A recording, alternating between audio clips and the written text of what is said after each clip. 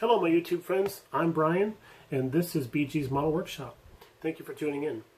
So the question for the community is, how did we get started in model building? And for me, it was my father.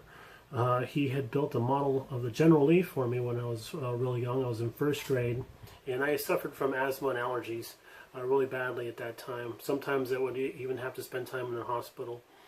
Some scary stuff, to be sure. But he built this kit so I'd have something to look at on my shelf when I was stuck in my room, just trying to feel better. And I love that kit. I really wish I still had that kit today. He built a few other kits for me as time passed on, and I didn't really get a chance to ever really say thank you for that, because it was just like, cool, Dad, and then put it on a shelf, you know, type of thing. But as time passed on, I decided to try building my own kit, and for my birthday I'd gotten a kit from my aunt and uncle, and it was a 1969 Camaro from Monogram, and I did my best. 10 years old, I did my best. I painted it with a brush. It was silver. It didn't look that great. For some, Testor's silver paint brushed on there straight out of the jar. Doesn't cure well, so it got gummy and fingerprints and stuff like that. So it just didn't look that great. But I did my best. I loved it. I thought it was great. I painted the engine block orange. I'll never forget that. I thought that was the coolest thing. Everybody has a red engine block. I'm going to do mine in orange. That's going to be my signature thing. I never did another one after that since. But I actually found another one of those kits on eBay, and I'm hoping that I can redeem myself in the eyes of the styrene gods by doing a better job on this one. I think all I have to do is pour some glue in the box and shake it, and it'll turn out better than the one I built when I was a kid. But I did building for a while, and then I'd gotten some kits for Christmas and my birthday and everything, and I tore through those as fast as I could. I don't have a single one of those today. None of them survived. I don't even know if all of them got built, but they just didn't go with me as I had moved through life. They got left behind someplace. Anyway, when I was older, maybe about in my mid-20s, I decided to get back into model building again. And the very first kit that I went out and bought was another General Lee kit, and I built that. I didn't paint the body. I just polished the plastic and put the decals on, did that kind of stuff, and I did the interior black and stuff. And it turned out pretty well. I liked it a lot. I thought it looked cool. I thought the polishing of the plastic was kind of a trick idea, but it was also a really cheap shortcut. So I got back in the building a little bit, and then I started moving into World War II aircraft, bombers and fighters, and then I moved into helicopters. I never did any tanks or boats. I do have a few in my stash, so I suppose I'm a well-rounded person because of that. But I don't have any intention of actually building them, so we have a show coming up here in November. I think I might rent a table and sell off some of the back stock so I can continue on with my car craze. It's what I like about this hobby, is it's almost self-perpetuating once you do the initial investment.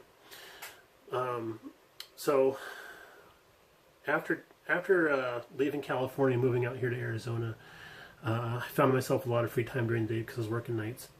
And not having many friends or acquaintances in the area, I decided to go ahead and start building again. And started off with another car. It was like a 41 Willys dragster, and I just did that in primer gray. And I thought it turned out great. I didn't do any wiring, anything special like that. I didn't even know you could do that kind of stuff on a kit at that time.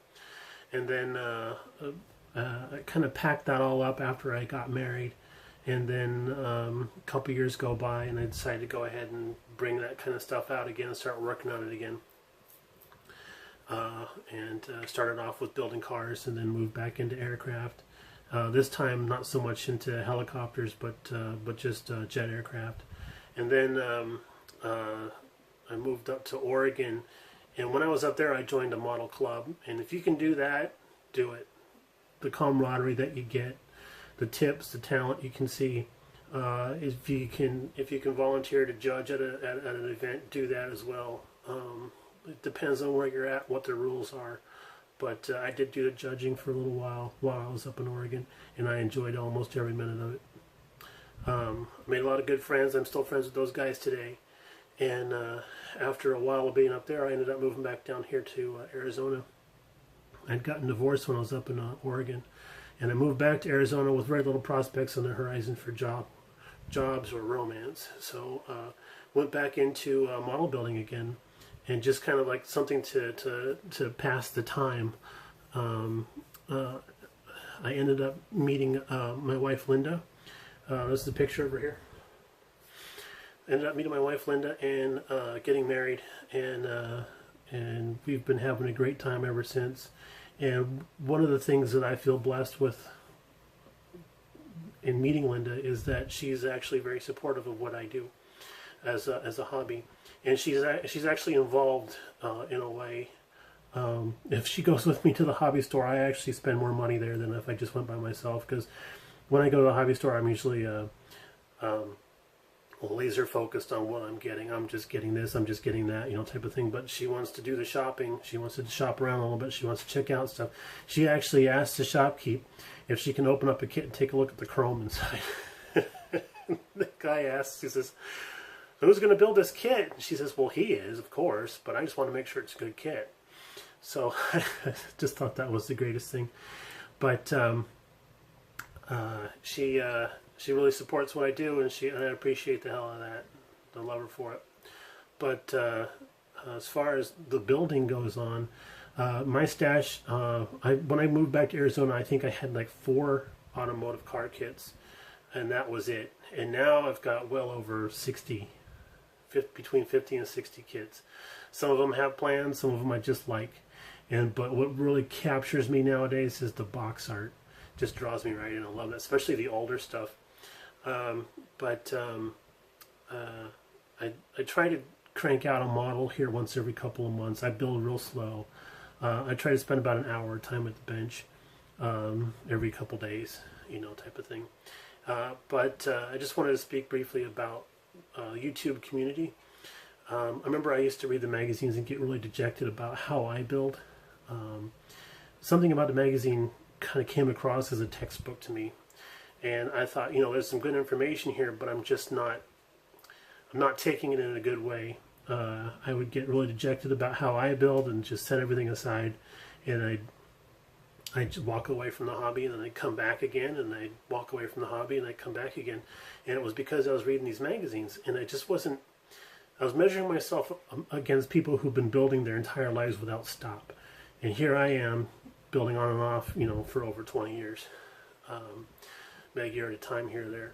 So my skills didn't really grow as these other guys had. And I just would get dejected by that. So I went on YouTube to learn how to do carpet flocking, as a matter of fact, and found a whole wealth of knowledge that I had no idea was there. I thought YouTube was for posting all kinds of silly stunts, like trying to ride your bike across a flaming pool or watching cats play piano, something like that. I had no idea YouTube could be so useful in the world of tutorials. I remember watching Dr. Cranky was one of my first videos I watched, and I just thought this guy was nuts, And then after a while, I find myself with a pad and pencil writing down some of the tips that he's imparting. And then I find myself cruising through his entire video library. And then I branched out into other guys like Paul Turley, Rambler69, and Glue Sniffer. I'm just watching all these guys build. I'm just like, man, these guys are just amazing.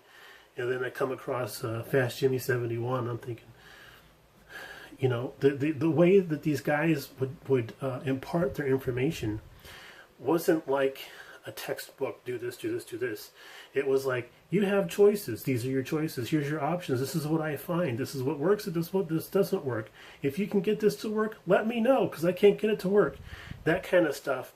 It really drew me in. I loved it. I made my first video as a thank you to all those guys out there that I've been watching for the last few months. So again, thank you guys. Thank you, Caesar, for asking this question. I'm hoping that this question might actually generate some thought towards other questions that people might ask and post to the community. Examples of which I could not furnished for you right now, of course. But yeah, I welcome the challenge. Bring on another question, anybody. It's got me actually in front of the camera rather than behind it, right? So I'd like to say thank you to my subscribers. I appreciate every single one of you guys. And thanks for watching. Thanks for tuning in. And we'll see you in the future. Bye.